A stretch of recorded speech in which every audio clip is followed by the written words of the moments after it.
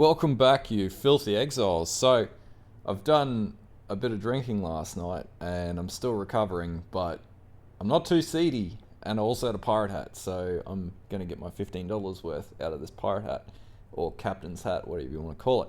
So anyway, the purpose of this video today, I've had a bit of time to digest the league and everything else in between, and I've been looking at what other creators have been putting out. There seems to be a lot of mixed thoughts about the changes to the, 3.15 league in the position to slow the game down. Now, my standpoint is I actually don't see this as an issue, and I'm about to explain why. I've got a few things that give me a bit of an advantageous outlook, and even some references which I'll bring up in this video with a creator by the name of Kriparian, from when he used to actually do PoE videos in the very early days of PoE and what a build guide used to look like. But on screen, I'll edit it somewhere, I'll put up the power spike diagram that Chris was talking about in his video. And this sort of leads me to talk to the fact that of late we have a predicated expectation in PoE now to be able to play these hectic zoom builds and just blast through content. But if everyone remembers what happened to WoW in particular, over time with every league that's come out and patches and everything else, things have become really watered down from what the game used to be. This was both the example with WoW, and then when WoW Classic came out, people boomed over to WoW Classic because it was challenging again. And it created a bit of a learning curve and a bit of a gappage between those that could achieve the upper echelon and those who couldn't. It takes more effort to learn the game. Not to say that in GGG's respect that the changes they're making is to disadvantage newer players. There will always be content creators like myself, and there will be other creators like I know of Big Ducks and K Gaming and a whole heap of other creators that make really good build guides, really good content, explain things really well. But at some point you have to ask the question, when is enough? So the moving baseline that was shown on the chart that I just had indicates that league on league there is a power creep problem. And what that means is you have to do one of two things. You either have to increase damage numbers, or change damage numbers, or increase HP. And so what we've seen from the very start of when Shaper was a fight back in the day, and that was the end game fight, was that from there gradually the game's level of progression has proceeded past the point where Shaper is now just a nothing boss. Shaper used to be like, a god level boss. Now Shaper's like, we just do it for the fun of it because we've got to build to that level. This is where GGG is running driftwood, because we're now talking about builds that go into the hundreds of millions of DPS, and it's sort of like hyperinflation.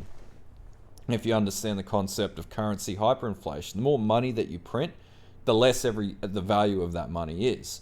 And it's the same situation with what's happening with Path of Exile.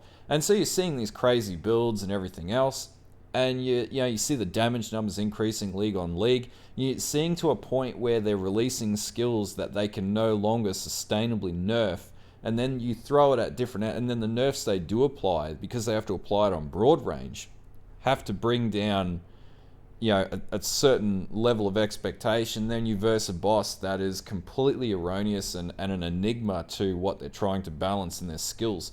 And so then you have a whole heap of people who can't play particular content because of the nerfs to meta skills from the previous league that everyone was running, so on and so on. And even just talking down to the number of skills that are running in the meta. And I've made this comment a few times, and if you have a look at the builds in particular that I feature on my channel normally, I tend to not focus on playing meta builds because I don't think meta builds are fun. I think meta builds are an easy excuse to get to the end game without ever challenging yourself in the process of it. And when you just sort of conform to meta builds, you're just doing the same thing that everybody else is doing. But the game has so many variations and pathing options that there are so many cool things that you could do that you don't think about because not everybody is doing it. And there are a huge number of people, though, who have been playing the game for a long time. I myself nearly got 5,000 hours of gameplay time. I've been playing since beta, and we've been there, done it, seen all these builds. But players who have only come in the last 12 months are only really aware of the builds that are most played in the league. They have no idea of some of the possibilities that PoE can throw at you. And in fact, some of these builds that aren't meta are way more powerful beyond anything the metas can achieve. It's just not a lot of people play them, so nobody knows about it, so they become marginalized. Now, I guess talking about Zoom builds, are Zoom builds okay? There's nothing wrong with Zoom builds, but the game never used to be like that. The game used to be really slow, and then after about, patch 2, we got to 2.5, the game's pace started to increase gradually from that point onwards. Will there still be, with the changes that they're looking at bringing in, because we're talking now about damage stat changes, taking away flat damage modifiers and focusing on mitigating damage or other various forms of things like stun and things like that.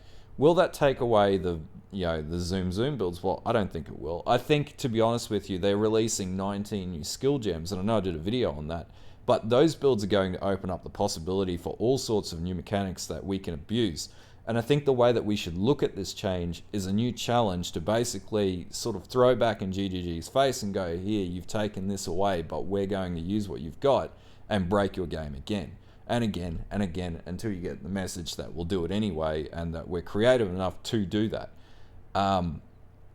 So for anyone who is, I guess, negative about the changes, it's sort of is what it is. And if the content keeps coming out the way that it is and power keeps increasing league on league, you are going to get bored of the game. And even myself, league on league, it's like, rinse and repeat. There's no, unless, and this is why I never play metas, because I play different builds every league because I get bored. And I play like 9 different builds in a league. But what I really want to do is really have a build that I'm invested in, that I find I want to balance around the most challenging content in the game, not just sort of build a boilerplate heat map.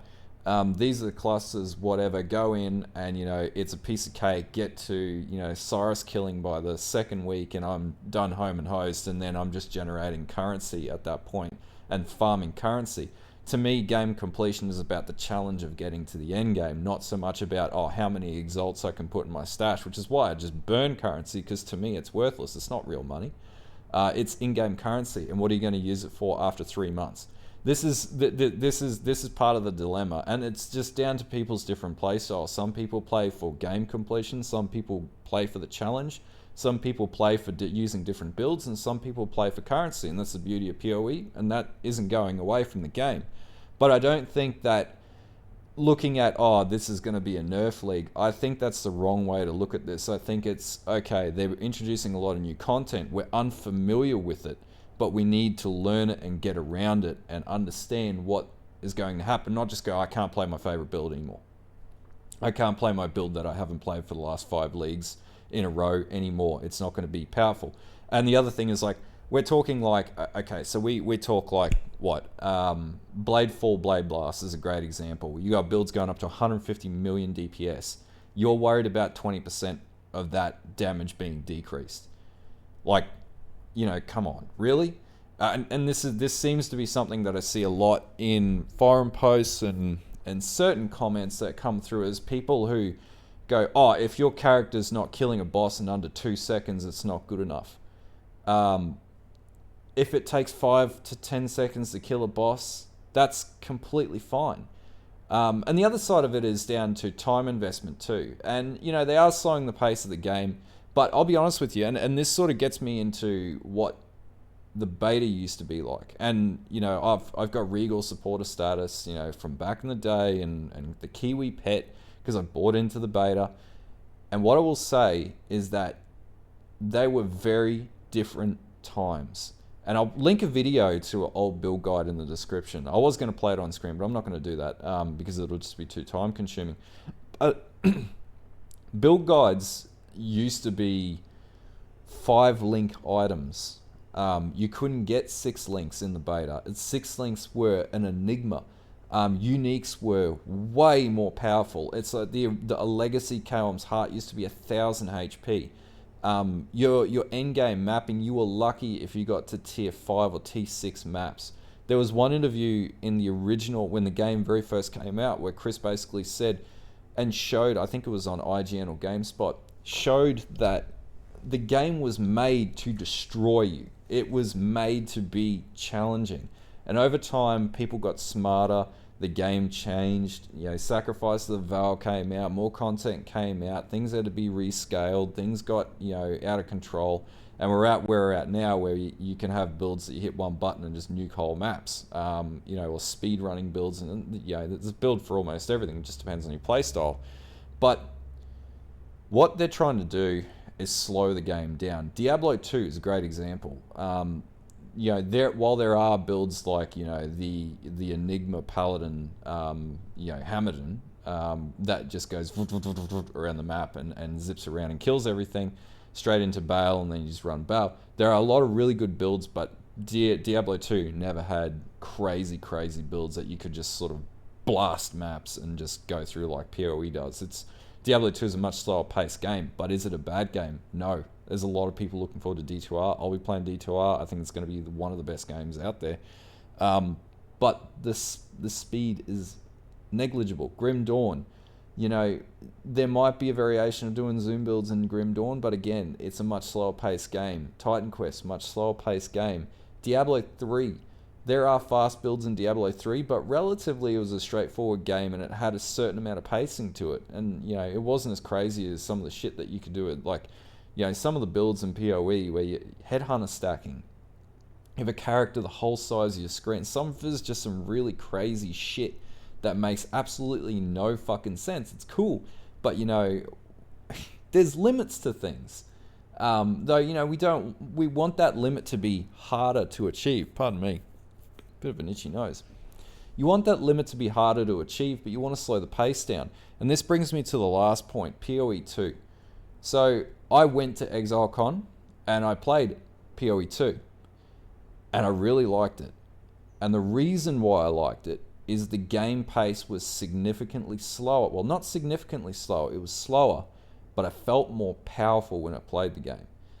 Whereas in Path of Exile right now, you can sort of play a good skill. You can feel like you've got a certain amount of power, but you don't feel like you're the most powerful entity in the game. PoE 2, everything's a bit slower. Bosses are a bit slower. They're a lot more challenging. That bloody Victory Bell boss is a real fucking ass kicker. But the game pace is slower. And with the game pace being slower, you feel more powerful in every situation because of the way that the game is built, and also better skill gem systems and more switchable skills and things like that. And it's creating situational instances where different skills can be used in different situations. But I liked PoE 2. I genuinely think it's going to be a ridiculously awesome game. It's more so following the legacy of Diablo 2 more than I've ever seen it, especially with the second act that's been shown, and the desert areas and everything, and javelins, and the fact that we can play Javazon builds and crossbows and shit. But I don't think it's a bad move in any which way, and I think the way that that Path of Exile is going in is more in a way that Diablo sort of tracked in. Should you be worried about nerfs for next league? I don't think so. I think there's so many players that play PoE at this very juncture in time. It doesn't really matter. People will figure out metas. They release data early enough. We'll be able to bench test different builds. I genuinely want to play different builds. I don't want to play Blade Vortex, and I don't want to play Blade Blast. I actually hate those play styles. I find them really boring. As you've seen, I've been mucking around with FP totems. I might go Holy Flame totems.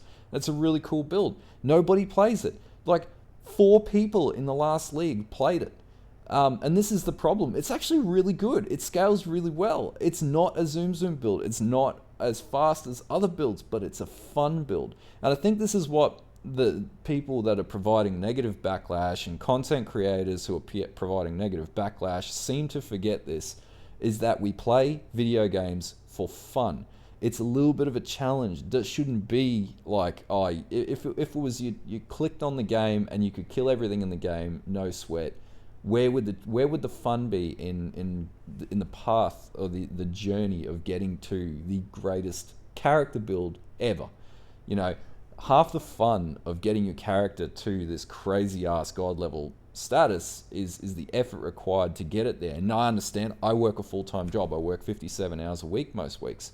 But, you know, when I feel like I'm getting value out of the time that I play games is where I overcome challenges within the game. And if there's no challenge to overcome, then why even play the game? And I guess that's what I'm getting at here. There's a lot of things that they talked about. Flasks, to be honest with you, you know, I don't really see that as too much of an issue. I think a lot of people sort of, I think they're blowing that one up well beyond, you know, what it should be blowing up. I don't think it's that as bad as what people are saying. But I think, to be honest with you, you know, we'll probably find moving into the next league, it'll be harder, but the campaign should be relatively hard. You know, at this very stage, just treat it as a 6-hour blast to get to endgame mapping. And then when you get to mapping, progress to, you know, T16 level maps, kill A9 Cyrus, what is there then? And, you know, I've got people doing that within the first week of the game. It's just insane. If it takes 2 times as longer, so... Are we that hung up on generating currency that we've forgotten that it's a video game and that we should be having fun in a video game? So yeah, anyway, that's my 10 cents on, or my nearly 20-minute rant on where I think the state of the game is and why I don't think the nerfs are bad. I think it creates more challenge. I think it's going to be a lot more fun figuring out, you know, 19 new skills, especially the slam totems. I'm fucking excited for slam totems, and I'm excited for Hamilton, which is, you know, the spectral helix build that I'm keen to bloody play with an Inquisitor just because he looks like a paladin. He's a Templar. Anyway. That's my 10 cents worth. I'll put a link to some original videos in the description. I'll put a link to the original beta video that Chris Wilson did for when maps were first announced. There's a lot of really cool things that, unless you were there for the beta, you wouldn't know about. This game was way harder back in the day. Was it better? Not necessarily, but it was fun. And that's what, you know, we look at what it is today, and it's a Zoom game, and it's literally the biggest ARPG out in the market of isometric hack and slash genre. But it got there because it was a challenging game. The leagues or the season system, that brought in more players because of refreshed content over a regular basis. But the reason why people, especially in the early leagues, got into the game was because it was challenging. And once you start figuring out the pathing tree, then you can pretty much make anything work. You can optimize builds, you can change the way that you go about things. You can look at somebody else's build, you can tear it apart, you can re-optimize it. There's a lot of different things that you can do in the game. Just because they're making some changes to some mechanics doesn't mean they're breaking the whole game. It doesn't mean that it's the end of PoE. It doesn't mean that, the game is going to be completely different and nobody's going to want to come back to it. I think, if anything, this will refresh the game, reset us back to a new baseline, and then probably the power creep will go up from there. And you'll probably find that your movements will be slowed, but your hits will be harder. And who doesn't want to do things like, perma-stunning bosses and things like, give us that. That's really cool. No one uses Tidebreaker bloody maces or axes anymore. There used to be Sunder builds and everything, and nobody's doing that because it's not the meta. And so they move on to the next thing, and it's it gets boring. But anyway, that's my headspace on the game balance changes, and I don't think it's a bad thing. I think it's a good thing. I welcome these changes because I am keen for a challenge, and I'm keen to come up with some new and creative ways to use these new skills, and I'm keen to see what's going to come out in the manifesto and in the patch notes. As for curation build guides, I get flamed every league for coming out with a curation build guide or curation builds list like a day before the patch notes usually drop. Generally, I can pretty much predict what the meta will be and or what builds will work league on league, and I'm usually pretty savvy to nerfs. I can't do that this time, and I'm not putting a curation list out until after I see what the patch notes are. Now, does it mean a lot of builds are going to be broken? Possibly. A lot of meta builds will probably be broken, but there's a lot more builds in the game than just meta builds. If you go and have a look at poe.ninja, there are a lot of players that play a lot of crazy ass builds that aren't expensive to gear up and that are completely creative. And what you may find is they become the new metas, and the old metas are actually the offshoot builds that are no longer used or are seldom used. And it'll be really interesting to see how this meta will shake up. That's the way that I think it'll go.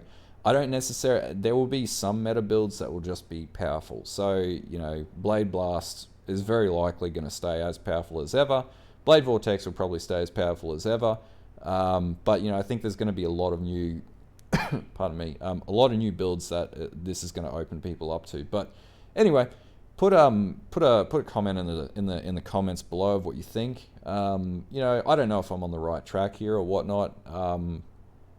From playing the game for nearly 5,000 hours since beta, playing PoE 2, I can completely understand why they're doing what they're doing. They have to bring the game back down to reset it for PoE 2 and then start from scratch again. If they don't do that, PoE 2 will be unsuccessful, and we'll all be going over to Diablo 4 and D2R and things like that. So I can understand why GGG would make this move. It's controversial, but it's not the wrong move. And just think, you know, the scenario of WoW Classic versus Vanilla WoW, or, you know, original WoW, sorry, or WoW, just the general WoW. Because general WoW was made way easier, and then WoW Classic came out, and people were like, wow. WoW Classic's awesome because it's hard. And maybe we just think about that in relation to PoE 2. Remember, PoE has been out for nearly 10 years, 9 or 10 years. And for it to continue to subsist, it needs to make some drastic changes into the future. And this is just one of those changes. But anyway, until next time, like and sub, and bye.